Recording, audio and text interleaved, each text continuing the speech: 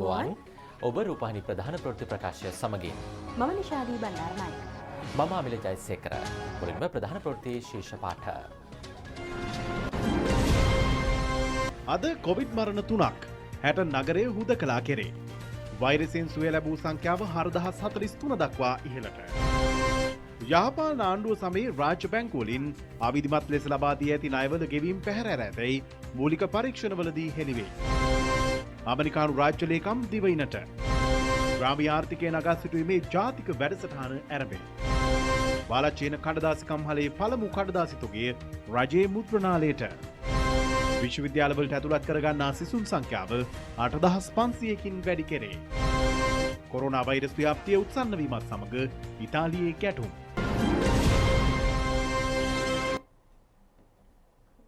ප්‍රථමයෙන් දේශීය පුවත්. බ්‍රැන්ඩික්ස් ආයතනයේ COVID-19 රෝග ව්‍යාප්තිය සම්බන්ධයෙන් විමර්ශනය කර නොවැම්බර් 13 වෙනිදාට පෙර වාර්තාවක් ලබා දෙන ලෙස නීතිපති දප්පුලද ලිවේරා මහතා වැඩබලන පොලිස්පතිවරයාට උපදෙස් දී තිබෙනවා. නීතිපතිවරයාගේ සම්බන්ධීකරණ නිලධාරී රජයේ අධිනීතිඥ නිශාරා ජයරත්න මෙනවිය කියා සිටියේ පොලිස් මාධ්‍ය ප්‍රකාශක නියෝජ්‍ය පොලිස්පති අජිත් රෝහණ මහතා කැඳවා ඊට අදාළ වාචික උපදෙස් ලබා දුන් බවයි.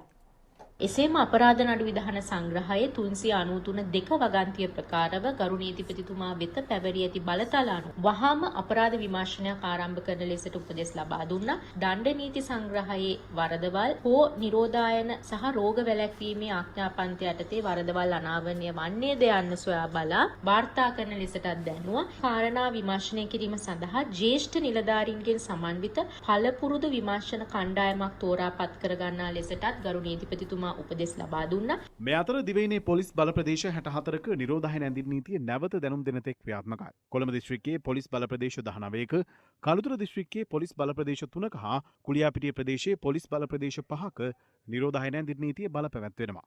ගම්පහ දිස්ත්‍රික්කයේද නිරෝධායන ඇඳින් නීතිය ක්‍රියාත්මකයි. ඇඳින් නීතිය කඩ කළ 46 දෙනෙකු ඉකුත් පැය 24 තුළ අත්අඩංගුවට ගෙන ඇති අතර එම කාල සීමාවේ පොලිස් භාරයට ගෙන ඇති වාහන සංඛ්‍යාව 7ක්. හැටන් ප්‍රදේශයෙන් තවත් COVID-19 රෝගීන් 10 දෙනෙකු වාර්තා වීමත් සමග හැටන් නගරයේ අද උදෑසන සිට හුදකලා කිරීමට පියවර ගැනුණා.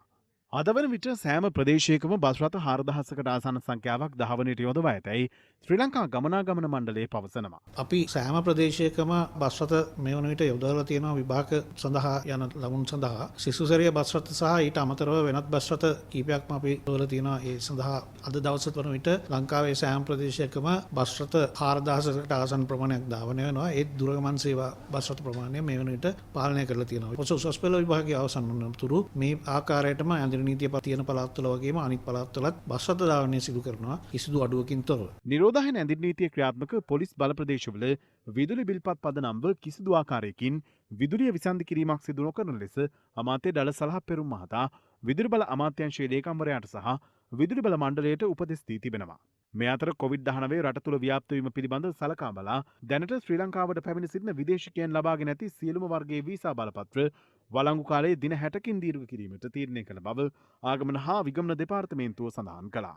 මේ අතර නිරෝධායන ඇඳින් නීතිය පනවා ඇති පොලිස් බල ප්‍රදේශවල අත්‍යවශ්‍ය ආහාර ද්‍රව්‍ය අලෙවි සැල් සහ ඖෂධ සැල් සතියකට දින 2ක් වශයෙන් උදේ 8 සිට රාත්‍රී 10 දක්වා විවෘතව තැබීමට අවසර ලබා දෙන බව COVID-19 පැතිරීම වැළැක්වීමේ ජාතික ක්‍රියාන්විත මධ්‍යස්ථානයේ පවසනවා. ඒ අනුව ගම්පහ දිස්ත්‍රික්කයේ සහ කළුතර දිස්ත්‍රික්කයේ සඳුදා හා බ්‍රහස්පතින්දා යන දෙදිනත් කොළඹ සහ කුරුණෑගල දිස්ත්‍රික්කයේ අඟහරුවාදා සිකුරාදා යන දෙදිනත් අත්‍යවශ්‍ය ආහාර ද්‍රව්‍ය වෙළඳ සැල් සහ ඖෂධ සැල් විවෘතව තැබෙනු ඇති. භාවිතයෙන් ඉවත් කෙරෙන හිස් කාබන් පෑන් බට සහ දත්බුරුසු ප්‍රතිචක්‍රීකරණ වැඩසටහන ආරම්භ කෙරුණා. ඊට අදාළව සකස් කරන ලද පළමු බහලුම පරිසර අමාත්‍ය මහින්ද අමරවීර මහතා විසින් ජනාධිපති ගෝඨාභය රාජපක්ෂ මැතිතුමා වෙත ඊයේ බාර දෙනු ලැබුවා. ඒ ජනාධිපති කාර්යාලයේදී පාසල් සිසුන් ඉලක්ක කර ගනිමින් ක්‍රියාත්මක මේ වැඩසටහන් නම් කර තිබෙන්නේ අපි හැදී රට හදමු යනුවෙන්. දිනකට පාසල් පද්ධතියෙන් ඉවතනන කාබන් පෑන් බට ප්‍රමාණය කිලෝ 80ක් පමණ වන අතර වසරකට එය කිලෝ 29000 ඉක්මවනවා. රාජ්‍ය හා පෞද්ගලික ආයතන වලින් බැහැර කෙරෙන ප්‍රමාණය මෙතෙක් ගණන් බලා නැහැ. ඉවතලන පෑන් බට සහ දත්පුරුසු දිරාපත් වීමට වසර 100ත් 500ත් අතර කාලයක් ගතවන බව පරිසරවේදීන් පෙන්වා දෙනවා. වැඩසටහන යටතේ සෑම පාසලකටම විශේෂ බහලුම් සැපීමට සැලසුම් කර තිබෙනවා. ඉවතලන පෑන් බට සහ දත්පුරුසු මිලදී ගැනීමට ඉදිරිපත්ව සිටින්නේ චෙක්ස් ඉන්ඩස්ට්‍රීස් ප්ලාස්ටික් ආයතනයයි.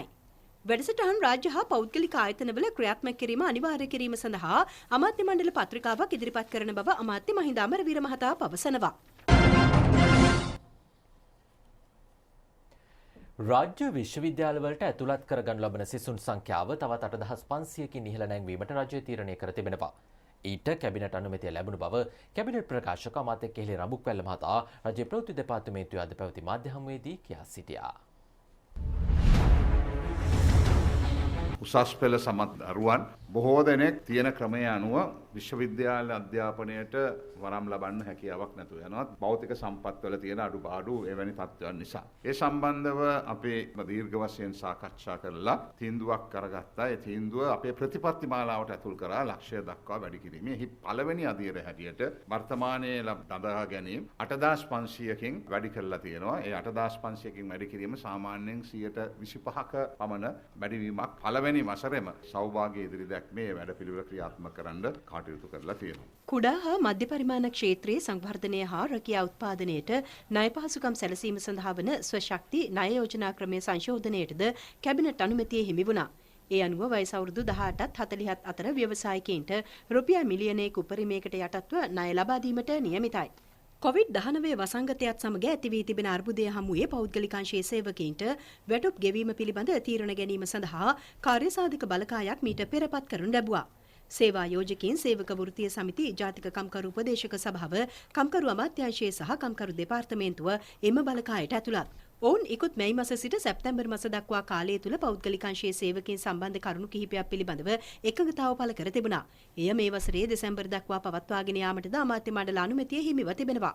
පෞද්ගලිකාංශ සේවකයන්ගේ වැටුප් ගෙවීම සම්බන්ධයෙන් කාර්යසාධක බලකාය ඇති කරගත් එකඟතාවය උනේ පළවෙනි දේ තමයි COVID-19 වසංගත තත්ත්වයේ හේතුවෙන් වැඩ නවත්වන ලද ආයතනවල ඒ වන විට සේවය කරමිට සේවකයන්ගේ රැකියා අහිමි නොකර ඔවුන්ව පවත්වාගෙන යාම. දෙවෙනි කාරණේ සමාජ දුරස්ථභාවය පවත්වා ගැනීමේ අවශ්‍යතාවය මත සේවකයන්ගේ යම් ප්‍රතිශතයක් නම් සේවයට කැඳවන්නේ ඒ සේවයට කැඳවන සේවකයන්ව සමානුපාතිකව සේවයේ යෙදීමට සුදුසු ක්‍රමවේදයක් සකස් කර ගැනීම. ඒ වගේම වැඩ නොමැතිකම නිසා සේවකයන් නිවෙස්වල නැවතීමේ අවශ්‍යතාවයක් මතුවලා තියෙනවා නම් අවසාන වරට ගෙවපු මූලික වැටුපෙන් 50% හෝ රුපියල් 14500 කියන මුදලෙන් දෙකෙන් වැඩි එක ඒ නිවසේ රඳවා සිටින සේවකයන්ට ගෙවන්න. ඒ වගේම ඒ ගෙවන මුදලට අවශ්‍ය සේවා නියුක්ති භාරකාර අරමුදලට සේවක අර්ථසාධක අරමුදලට අවශ්‍ය ගෙවීම සේවා යෝජකයන් විසින් සිදු කිරීම මේ එකඟතාවය කොවිඩ් වසංගතයේ මෙවැනිටත් රට පුරා පැතිරෙමින් තිබෙන නිසා 2020 දෙසැම්බර් මාසයේ දක්වාම ක්‍රියාත්මක කරන්න මේ කාර්යසාධක බලකාය තීරණය කරලා තියෙනවා. පාස්කු ප්‍රහාරයෙන් මීගමුව කටුවාපිටිය ප්‍රදේශයේ විපතටපත් පවුල් 14ක් සඳහා නිවාස ඉදිකර දීමටද අමාත්‍ය මණ්ඩල අනුමැතිය හිමි වුණා. එම කොන්ත්‍රාත්තුව ශ්‍රී ලංකා රාජ්‍ය ඉංජිනේරු සංස්ථාවට පවරා තිබෙනවා. මාධ්‍යවේදීන් ඇමරිකානු රාජ්‍ය ලේකම්වරයාගේ චාරිකාව පිළිබඳවද මෙහිදී විමසීමක් කළා. අපේ පනායන වැඩපිළිවෙළ වලින් සාල කොටස්කරුවන් හැටියටයි ඇමරිකා එක්සත් ජනපදයේ ක්‍රියාත්මක වෙන්නේ. එවැනි ගිවිසුම් සහ අවබෝධතාවයන් සම්බන්ධව අපි සාකච්ඡා කරන්න බලාපොරොත්තු වෙනවා. රටේ ස්වාරිභාවයට කිසිම හානියක් නොවන වෙළඳ ශේෂය සම්බන්ධව රටවල් ගණනාවක අපට අවශ්‍යදායක තත්ත්වයක් තිබ්බත් ඇමරිකා එක්සත් ජනපදයට එක්ක තිබෙන වෙළඳ ශේෂයන් සම්බන්ධව අපි සතුටටපත් වෙන අතර එය වැඩි කර ගැනීමට ගන්න උත්සාහයන් අපි ක්‍රියාත්මක වෙනවා. ආණ්ඩුව ප්‍රතිපත්තියක් විදියට ඒ සෝෆා ගිවිසුමටත් MCC ගිවිසුමටත් විරුද්ධයි. ඒ නිසා ඒ ඇමරිකානු රාජ්‍ය ලේකම්වරයා ශ්‍රී ලංකාවට පැමිණීමේ එවැනි ගිවිසුමක් අත්සන් කෙරෙන්නේ නැහැ. COVID-19 පුද්ගල මරණ 3ක් අද මෙරටින් වාර්තා වූ බව සෞඛ්‍ය අමාත්‍යාංශයේ මාධ්‍ය ප්‍රකාශක විශේෂඥ වෛද්‍ය ජයරුවන් බණ්ඩාර මහතා පවසනවා. අද දවසේදී කොවිඩ් ආසාදිත පුද්ගලයන්ගේ මරණ 3ක් වාර්තා වෙනවා. පළවෙනි මරණය වාර්තා වෙන්නේ IDH රෝහලේ අවුරුදු 41ක් වයස පිරිමි පුද්ගලයෙක්. ඒ පුද්ගලයාට අක්මාවේ යම් යම් රෝගී තත්ත්ව තිබිලා තියෙනවා. ඔහු ජායල ප්‍රදේශයේ පුද්ගලයෙක්. දෙවෙනි මරණ දෙක කොළඹ ජාතික රෝහලෙන් වාර්තා වන හදිසි මරණ දෙකක් විදිහට තමයි සටහන් වෙන්නේ. එක් පුද්ගලයෙක්ගේ වයස අවුරුදු 19යි. ඒ කොළඹ දෙක ප්‍රදේශයේ තරුණ දරුවෙක්. අනිත් පුද්ගලයා කෙහෙල්වත්ත ප්‍රදේශයේ අවුරුදු 75ක වයස පුද්ගලයෙක්. මේ මරණ දෙකම හදිසි මරණ විදිහට වාර්තා වෙනවා. ඔවුන්ගේ සාම්පල පරීක්ෂා කිරීමේදී ඔවුන් කොවිඩ් පොසිටිව් බවයි සඳහන් වෙන්නේ. මේ තත්ත්වය තරමක් භයානක තත්ත්වයක්. හේතුව තමයි පහුගිය දින කීපය පුරාම මරණ 6කට වැඩිය ශ්‍රී ලංකාව තුලින් වාර්තා වෙනවා. ඒ නිසා ඉදිරිය අවදානම් කියන බව හිතේ තබාගෙන අපි කටයුතු කළ යුතුයි. කොවිඩ්-19 රෝගයේ ආසාදනය වූවන්ගේ ළඟම ආශ්‍රිතයන් නව ක්‍රමවේදයකට අනුව නිවසේදීම නිරෝධායනය කිරීමට තීරණය කර තිබෙනවා. මෙහිදී විවිධ කට්ටිය අද උදෑසන ඉඳලා ප්‍රශ්න අහනවා. නිරෝධායන මධ්‍යස්ථාන කඩුවක් තියෙනවා නෑ. නිරෝධායන මධ්‍යස්ථානක කිසිසේත් අඩුවක් නෑ. අපිට මොන සංඛ්‍යාවක් ආවත් අපි නිරෝධායන කිරීමට අපිට කටයුතු කරන්න හැකියාවක් තිබෙන අපි කරනවා. රට වෙනුවෙන් අපේ රටේ ජනතාව වෙනුවෙන් අපි ආරක්ෂා කරගන්න අපි කටයුතු කරනවා. මේක මේ ආකාරයෙන් වෙන්න ප්‍රධානතම හේතුව උනේ නිරෝධායනට අපි මේක ඉස්සලා යොමු කරන් පස්සේ සමහර ප්‍රායෝගික ප්‍රශ්න තිබෙනවා ඔවුන්ගේ නිවස අතහැර යාම සම්බන්ධයෙන්. කියන්නේ දින 14කට නිවසකින් මුළු සංඛ්‍යාව පිටත් වෙලා යෑමේදී අපහසුතාවන වල තිබෙනවා. නිවස සමහර ඉන්න අයවලු මේ ගෙදර නවත්තලා ගියන් පස්සේ ඒ කට්ටිය රැක බලා ගැනීමේ අපහසුතාවයන් පිළිබඳව ප්‍රශ්න අපිට දැනුම් දුන්නා. ඒත් එක්ක සමහර අයවලුන්ගේ සත්තු ඉන්නවා ඔවුන් රැක බලා ගැනීම සඳහා ප්‍රශ්න ඇති වුණා. ඉතින් මේ සියලුම ප්‍රශ්න සැලකිල්ලටගෙන තමයි අතිගරු ජනාධිපතිතුමා විසින් මේ ආකාරයෙන් කටයුතු කරන්න අපි කාර්ය සාධක බලකායේ විශ්ලේෂණයක් කරලා මේ සම්බන්ධව ජනාධිපතිතුමාට වාර්තා කරන් පස්සේ මේ තිබෙන ප්‍රශ්න සම්බන්ධයෙන් ඒ අනුව තීරණයක් අරන් පොදුවේ මින් ඉදිරියට නිවෙස් වලට වෙලා නිරෝධායන කිරීමට අපි කටයුතු සැලසුවේ. ඊයේ අතිකරු ජනාධිපතිතුමන් සඳහන් කළා රෝගීන් හැටියට හඳුනා ගන්නා ඒ පුද්ගලයින්ව ඉදිරියේදී තෝරාගත් වෙනත් පහසුකම් සහිත ස්ථානවල වෙන් කරන ලද හෝටල් සහ මීට පෙර නිරෝධායන සඳහා භාවිතා කළ මධ්‍යස්ථානවල රෝගීන්ව අධීක්ෂණය යටතේ වෛද්‍යවරුන් සහ සෞඛ්‍ය කාර්ය මණ්ඩල අධීක්ෂණය යටතේ නවතා තබන්නට කටයුතු කරන බව. එහිදී වෛද්‍ය නිලධාරීන්ගේ සංගමය සහ විශේෂඥ වෛද්‍යවරුන් මේ රෝගීන් පාලනය කිරීම පිළිබඳව ඔවුන්ව සෞඛ්‍ය සම්පන්නව පවත්වාගෙන ඔවුන්ගේ සෞඛ්‍ය නිවැරදි ආකාරයෙන් පවත්වාගෙන යාම පිළිබඳව නිර්ණායක ඉදිරිපත් කරලා තිබෙනවා. සංකුලතා සහිත රෝගීන් රෝහල් වල තබා ගන්නටත් අවශ්‍ය ස්ථානවලදී එම විශේෂඥ මැදිහත් වීම කරනවා වගේම දැනට මෙම රෝගයට ගොදුරු වන පුද්ගලයින්ගෙන් 75%ක් 80ක් පමණ පිරිසක් රෝග ලක්ෂණ නොපෙන්වන නිසා ඒ අය වෛද්‍යවරුන්ගේ අධීක්ෂණය යටතේ රෝහල් නොවන මධ්‍යස්ථානවල පවත්වාගෙන යාම පිළිබඳවත් අවධානය යොමු වෙලා තිබෙනවා. ඒ පිළිබඳව වෛද්‍ය සංගමයත් වෛද්‍ය නිලධාරීන්ගේ සංගමයත් එකඟතාවය පළ කරලා තිබෙනවා. මේ නියෝගයට අනුව කිසිම අවස්ථාවක එම නිවසින් බැහැර වෙන්න බෑ කිසිවෙකුට. ඒ වගේම එම නිවසට කිසිවෙකුට පිටස්තරයෙන් පැමිණෙන්න බෑ. යම් කිසි කෙනෙක් මේ පරිශ්‍රයෙන් බැහැරවීම හෝ වෙන කෙනෙක් මේ පරිශ්‍රයට ඇතුළු වීම හෝ ඒවාට ආධාර අනුබල දීමක් සිදු වෙනවා නම් ඒ සියලු දෙනා සම්බන්ධයෙන් නිරෝධායන රීතීන් යටතේ කටයුතු කිරීමට සිදු වෙනවා.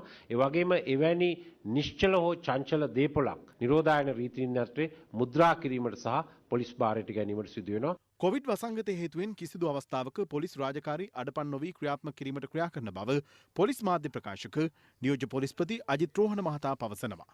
19කට ආසන්න සංඛ්‍යාවක් පොලිස් නිලධාරීන්ට කොවිඩ්ගේ වැළඳී ඇති බවට වාර්තා වෙලා තියෙනවා. එයින් 10 දෙනෙක් විශේෂ කාර්ය බලකායේ අය. ඔවුන් සියලු දෙනාම දැනට ප්‍රතිකාර ලබනවා.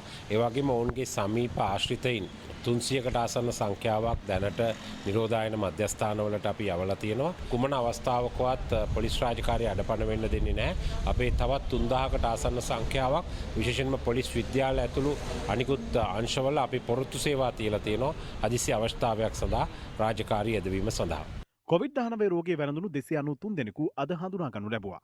ඉන් 297 දෙනෙකු පෑලියගොඩ මත්ස්‍ය වෙළඳපොළ ආශ්‍රිතව වාර්තා වූ රෝගීන්. දෙදෙනෙකු නිරෝධායන මධ්‍යස්ථානවල සිටි අයයි. කොවිඩ්-19 රෝගයේ වැළඳුණු සමස්ත පිරිසෙන් අද වන විට 4043 දෙනෙකු පූර්ණ සුවය ලබා තිබෙනවා. සුවය ලබා රෝහල් වලින් අද පිටව ගිය පිරිස 110 දෙනෙක්. අපි ඉදිරියේ සමාජ ව්‍යාප්තියක් කරා යනවද රට වහගන්නවද කියලා තීරණය වෙන්නේ ජනතාව විදිහට අපි මේ වෙලාවේ හැසිරෙන විදිහත් එක්ක.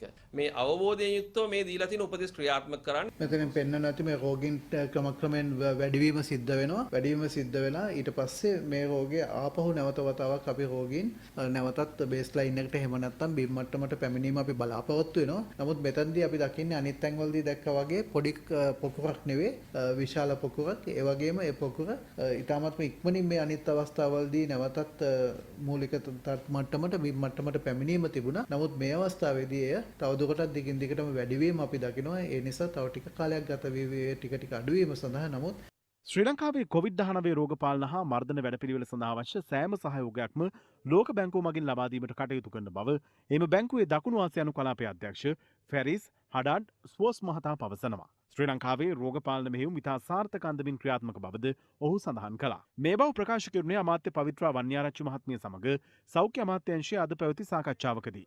ලෝක බැංකුවේ මෙරට නේවාසික අධ්‍යක්ෂවරයා ප්‍රකාශ කළේ ලොව සෙසු රටවල් හා සසඳන විට කොවිඩ්-19 පාලනය හා මැඩ පැවැත්වීම සඳහා ශ්‍රී ලංකාවේ සෞඛ්‍යංශ ක්‍රියාත්මක කර ඇති වැඩපිළිවෙල ඉතා සාර්ථක බවයි.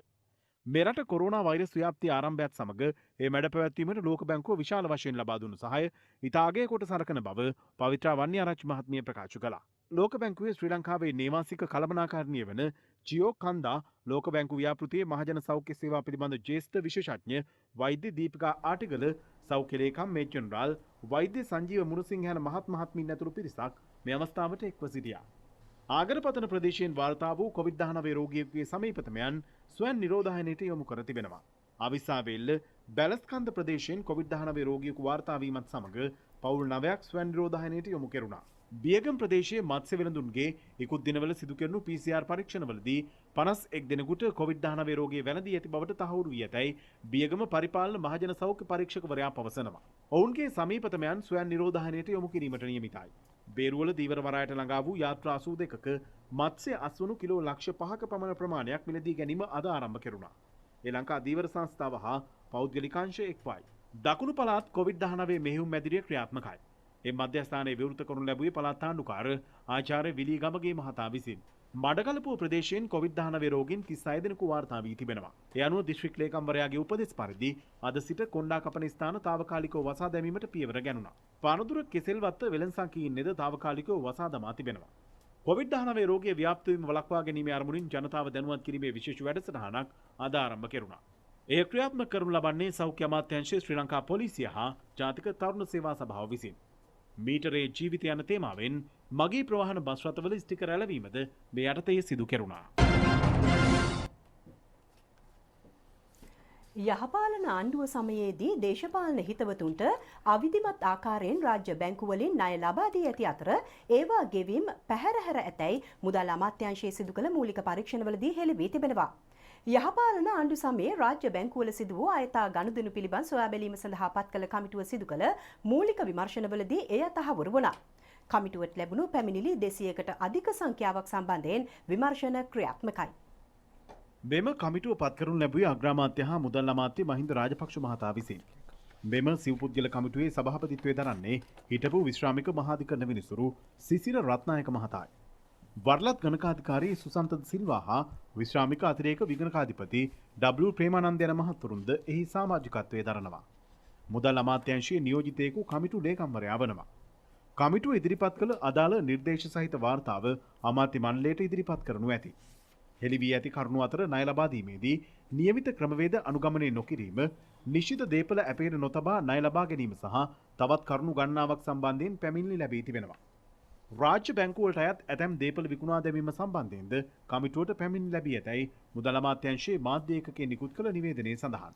කමිටුවට සාක්ෂි ලබා ගැනීම ඇතුළු ඉදිරි විමර්ශන සිදු කරන්නේ බණ්ඩාරනායක සම්මන්ත්‍රණ ශාලා පරිශ්‍රයේ පිහිටි 132න් 2 කාමරයේ. පැමිණිලි බාර ගැනීම තවදුරටත් ක්‍රියාත්මකයි. අදාළ පැමිණිලි රාජ්‍ය ව්‍යාපාර දෙපාර්තමේන්තුවට හෝ මුදල් අමාත්‍යාංශයට හෝ ලබා දිය හැකියි. නැතහොත් අංක 132න් 2 බණ්ඩාරනායක සම්මන්ත්‍රණ ශාලා පරිශ්‍රයේ කොළඹ 7 යන ලිපිනයට ලබා දීමට අවස්ථාව සලසා තිබෙනවා. නැතහොත් vijayratna.ped.treasury.gov.lk යන විද්‍යුත් ලිපිනයට එවිය හැකියි. අමරිකානු රාජ්‍ය ලේකම් මයික් පොම්පෙයෝ දෙදින නිලචාරිකාවක් සඳහා මීට මද වේලාවකට පෙර ශ්‍රී ලංකාවට ළඟා වුණා. ජනාධිපති ඩොනල්ඩ් ට්‍රම්ප්ගේ පාලන සමය තුළ ශ්‍රී ලංකාවේ චාරිකා කරන ඉහළතම රාජ්‍ය නිලධාරියා ලෙසයි ඔහු සැලකෙන්නේ. අමරිකානු රාජ්‍ය ලේකම්වරයා සහ නියෝජිත පිරිස රැගත් ගුවන් යානය රාත්‍රී 7:45ට පමණ කට්නායක බණ්ඩාරනායක අන්තර්ජාතික ගුවන්තොටුපළට ළඟා වුණා. ඔහු පිළිගනු ලැබුවේ රාජ්‍ය අමාත්‍ය තාරක බාලසූරිය මහතා සහ විදේශ අමාත්‍යාංශ නිලධාරීන් විසින්. ශ්‍රී ලංකාවේ රැඳී සිටින කාලය තුළ ඔහු ඉහළ පෙළේ සාකච්ඡා වට කිහිපයක් පැවැත්වීමට නියමිතව තිබෙනවා. පොම්පෙයෝ මහතා ශ්‍රී ලංකාවට පැමිණෙන්නේ ඔහුගේ ආසියානු සංචාරයේ එක් අදියරක් වශයෙන්. චාරිකාව ආරම්භමින් ඔහු ඊයේ ඉන්දියාවට ළඟා වුණා. අග්‍රාමාත්‍ය නරේන්ද්‍ර මෝදී ඇතුළු ඉන්දිය නායකින් සමග ඔහු සාකච්ඡා පැවැත්වුවා. ඉන්දිය සාගර කලාපයේ ඉන්දු ඇමරිකා ආරක්ෂක සහයෝගීතාව නැංවීම එම සාකච්ඡාවලදී මූලික වශයෙන් ඇති කරගනු ලැබූ එකඟතාවක්.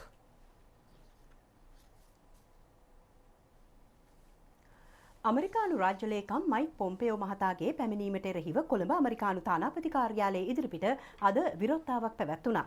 එය සංවිධානය කර තිබුණේ ජනතා විමුක්ති පෙරමුණයි.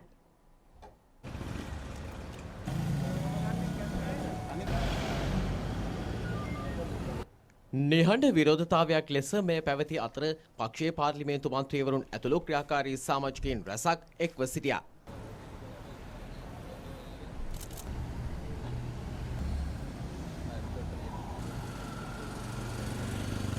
පසුව විරෝධතාව සඳහන් ලිපියක් අමරිකානු තානාපති කාර්යාලයට බාර දෙනු ලැබුවා.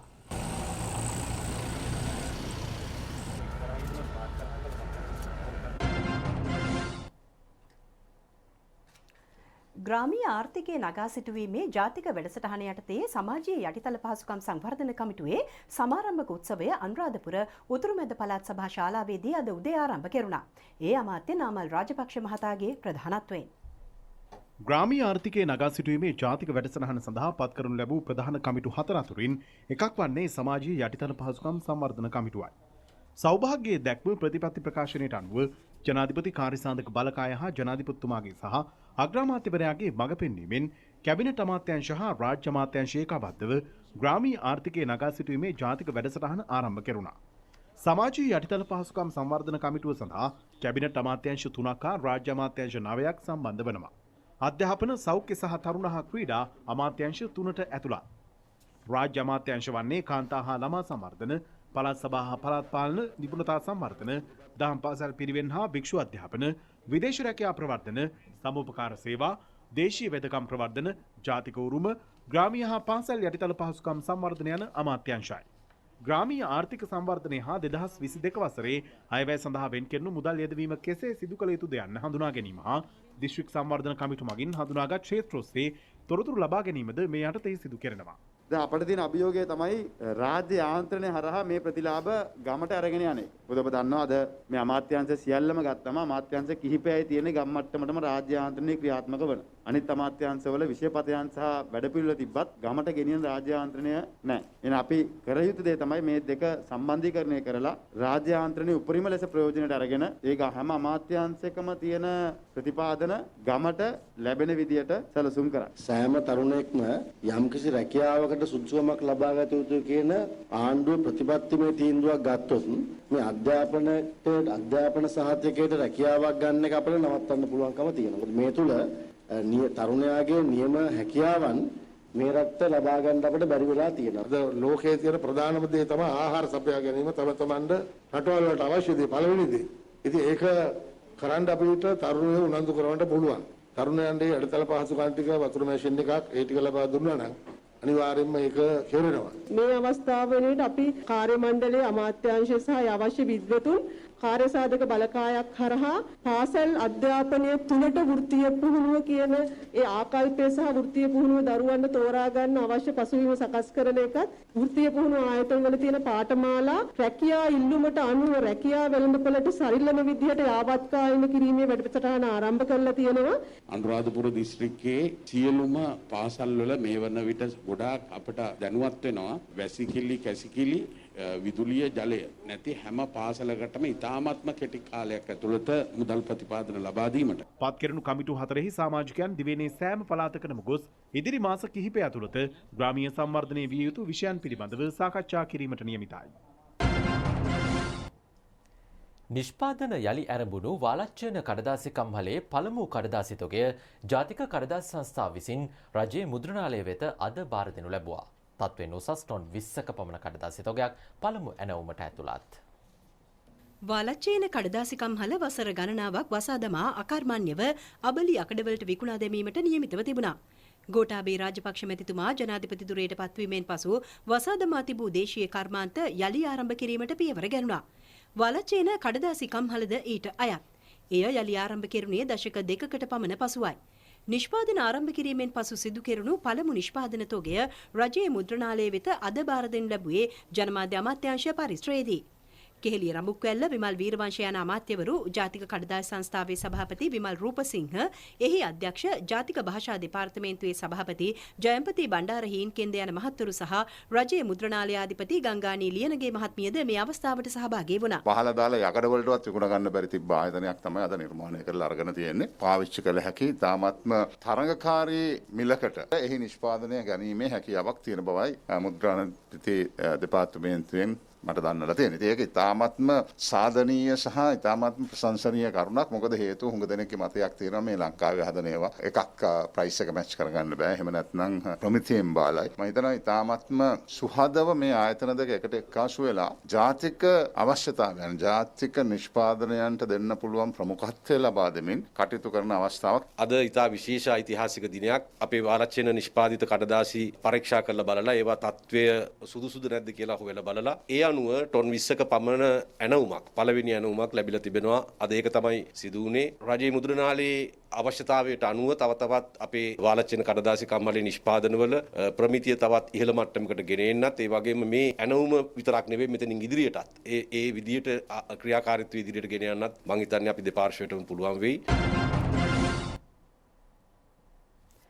CSN නාලිකාව සම්බන්ධ පරීක්ෂණ සියල්ල යෝෂිත රාජපක්ෂ මහතා යම් අපරාධමය කරුණකට ඈඳා ගැනීමට කළ උත්සාහයක් බවට දේශපාලන පරිගැනීම් පිළිබඳ සොයා බලන ජනාධිපති පරීක්ෂණ කොමිෂන් සභාව හමුවේ අද ප්‍රකාශ කෙරුණා. ඒ බව සඳහන් කළේ එම නාලිකාවේ හිටපු ප්‍රධාන විධායක නිලධාරී නිශාන්ත රණතුංග මහතා කොමිසම හමුවේ සාක්ෂි ලබා දෙමින්. පරීක්ෂණවලදී තමාට දේශපාලන පරිගැනීමක් සිදු වූ බවට යෝෂිත රාජපක්ෂ මහතා කොමිසමට කළ පැමිණිල්ලකට අදාළව සාක්ෂි ලබා ගැනීම සඳහා නිශාන්ත රණතුංග මහතා අද ජනාධිපති කොමිසමට කැඳවා තිබුණා. ඔහු එහිදී සඳහන් කළේ CSN නාලිකාව සම්බන්ධ පරීක්ෂණ රාජපක්ෂ පවුලට එරෙහිව එල්ල කර තිබූ දේශපාලන පසුබිමක් සහිත යාන්ත්‍රණයේ කොටසක් බවයි. පැවති යහපාලන රජයේ සමයේ CSN නාලිකාව සම්බන්ධව තමාගෙන් 6 වතාවක් ප්‍රකාශ ලබාගෙන 2016 ජනවාරි 30 වෙනි දින තමන් රක්ෂිත බන්ධනාගාරගත කෙරෙනු බවද නිශාන්ත රණතුංග මහතා කොමිසම හමුවේ කියා සිටියා. ඔහු වැඩිදුරටත් ප්‍රකාශ කළේ දින 48ක් කාලයක් තමාට රක්ෂිත බන්ධනාගාරගතව සිටීමට සිදු වූ බවයි. විමර්ශන නිලධාරීන් ප්‍රශ්න කළ අවස්ථාවලදී CSN නාලිකාව රාජපක්ෂ පවුලට අයිති දෙයක් ලෙස තමාගෙන් ප්‍රකාශයක් ලබා ගැනීමට උත්සාහයක් ඇති බව තමාට හැඟී ගිය බවද සාක්ෂිකරු කොමිසමට පෙන්වා දුන්නා. යෝෂිත රාජපක්ෂ මහතා ක්‍රීඩා ප්‍රවර්ධනයට සන්නාම කළමනාකරුවෙකු වශයෙන් CSN නාලිකාව සමග ඇතැම් අවස්ථාවල ක්‍රියා කළා මිස එහි කොටස් හෝ හිමිකාරීත්වයක් ඔහුට නොමැති බවද නිශාන්ත රණතුංග මහතා සඳහන් කළා. පොලිස් මූල්‍ය අපරාධ කොට්ටාසේ හිටපු අධ්‍යක්ෂ ජ්‍යෙෂ්ඨ නියෝජ්‍ය පොලිස්පති රවි වෛද්‍යාලංකාර සහ වැඩතානමට ලක්ව සිටින කඩුවෙල මහේස්ත්‍රාත් ධම්මික හේම්පාල යන මහතුරුන්ට අද දේශපාලන පරිගැනීම් පිළිබඳ සොයා බලන ජනාධිපති පරීක්ෂණ කොමිෂන් සභාව හමුවේ පෙනී සිටින්නයි දන්වා ඊයේ නොතීසි නිකුත් කර තිබුණා. ඒ අග්‍රාමාත්‍ය කාර්ය මණ්ඩල ප්‍රධානී යෝෂිත රාජපක්ෂ මහතා ජනාධිපති කොමිසමට කළ කරුණු දැක්වීමකට අදාළවයි. කාල්ටන් ස්පෝර්ට් නෙට්වර්ක් හෙවත් CSN නාලිකාව ආරම්භ කිරීමේදී මූල්‍ය වංචා සහ රජයේ දේපල භාවිත කර ඇති බවට චෝදනා කරමින් යහපාලන ආණ්ඩුව සමයේදී තමාව අත්අඩංගුවටගෙන දින 45ක් රක්ෂිත බන්ධනාගාරගත කිරීම දේශපාලන බලපෑම් මත සිදු වූ බව යෝෂිත රාජපක්ෂ මහතා ජනාධිපති කොමිසමට පැමිණිලි කර තිබෙනවා.